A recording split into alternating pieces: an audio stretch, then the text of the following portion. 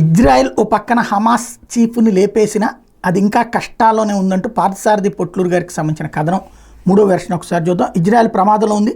3 PSP Israel మీద హౌతీల drone attack. Samad ఇది Iran drone. Samad 3 drone range 800 కిలోమీటర్లు. కానీ ఇరాన్ దీనికి మార్పులు చేసి లాంగ్ రేంజ్ డ్రోన్గా అభివృద్ధి చేసి మోడిఫై చేసినటువంటి సమద్ 3 డ్రోన్ని హౌతీలకు సరఫరా చేసింది.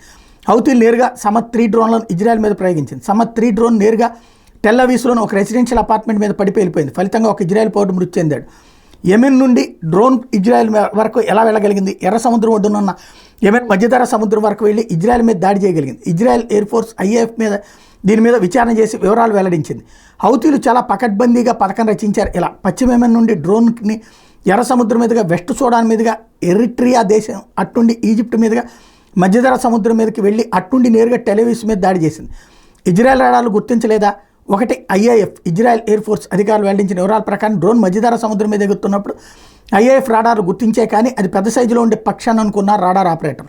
2 డ్రోన్లకు ఉండే సానుకూల అంశం ఇదే. అందుకే తేజస్ ఫైటర్ జెట్లను చాలా చిన్నదిగా ఉండేలా డిజైన్ చేశారు. 3 సమద్ 3 డ్రోన్ గంటకి 140 నుండి 180 కిలోమీటర్ల వేగంతో ప్రయాణించింది. ఇంత తక్కువ వేగంతో జెట్ ఫైటర్ ప్రయాణించలేదు. కాబట్టి రాడార్ ఆపరేటర్లు తికమక పడ్డారు. 4 డ్రోన్ మధ్యధరా సముద్రం మీదకి ఎగురుతున్నప్పుడు ఓ 4 నిమిషాల పాటు రాడార్ ఆపరేటర్లు గుర్తించారు. దాన్ని ట్రాక్ చేసేలోపు డ్రోన్ రాడార్ మీద నుండి అదృశ్యమైంది. 5 మధ్యధరా సముద్రం మీద ఎంతవరకు IAF రాడార్ రేంజ్ ఉంటుంది అనేది డ్రోన్ ఆపరేట్ చేసిన వాళ్ళ దగ్గర సమాచారం ఉంది. షాడో రేంజ్లోకి వెళ్లే ముందు 4 నిమిషాలు గుర్తించగలిగే రేంజ్లో ఉంటుంది అని ఇరాన్ నిపుణులకే తెలుసు. ఆ రోజు అందుకే సమద్ 3 డ్రోన్ మధ్యధరా సముద్ర జలంలోకి ప్రవేశించే సమయానికి ఇరాక్ నుండి మరో డ్రోన్ మధ్యధరా సముద్రం మీదకి వచ్చింది. అంటే సమద్ డ్రోన్కి ప్రీ పాస్ ఇవ్వడానికి ఇరాక్ నుండి మరో డ్రోన్ మధ్యధరా సముద్ర మార్గంలోకి వచ్చింది. IAF రాడార్ ఆపరేటర్లు దాన్ని గుర్తించి అలర్ట్ చేశారు. IAF జట్లు దాన్ని కూల్చేశాయి. ఈలోగా పక్షానికి వదిలేసిన సమద్ 3 డ్రోన్ టెల్ అవీవ్లోకి వెళ్ళి దాడి చేసింది. ఈ మొత్తం ఆపరేషన్ని ఇరాన్కి చెందిన నిపుణులు దగ్గరుండి హౌతీలు చేర్చి చేయించారు. మెచ్చుకోదగ్గ మిషన్ని పూర్తి చేయగలిగారు ఇరాన్ నిపుణులు. Hats off. జరిగింది ఉగ్రదాడి అని చూడకుండా ఒక మిలిటరీ ఆపరేషన్గా చూస్తే ఎవరైనా మెచ్చుకోక తప్పదు. నేను ఈ కోణంలోనే హ్యాట్స్ ఆఫ్ చెప్పాను. ఎందుకంటే ఉగ్రదాడి అయినా మిలిటరీ ఆపరేషన్ అయినా టైమింగ్, ఇంటెలిజెన్స్, పేషెన్స్, క్యాలిక్యులేషన్ అనేవి కావాలి. అప్పుడే దాన్ని ప్రొఫెషనలిజం అంటారు. ఈ ఆపరేషన్ నిర్వహించిన తీరును చూస్తే డిఫెన్స్ రంగంలో ఉన్న ఎక్స్పర్ట్స్ని మెచ్చుకు తీరాల్సిందే. ఎందుకు మెచ్చుకోవాలి? యెమెన్ నుండి ఇజ్రాయెల్లోకి టెల్ అవీవ్కి సమద్ 3 మోడిఫైడ్ డ్రోన్ ప్రయాణించింది. 2600 కిలోమీటర్లు. మొత్తంగా 16 గంటల పాటు డ్రోన్ గాల్లో ఎగురుతూనే ఉంది.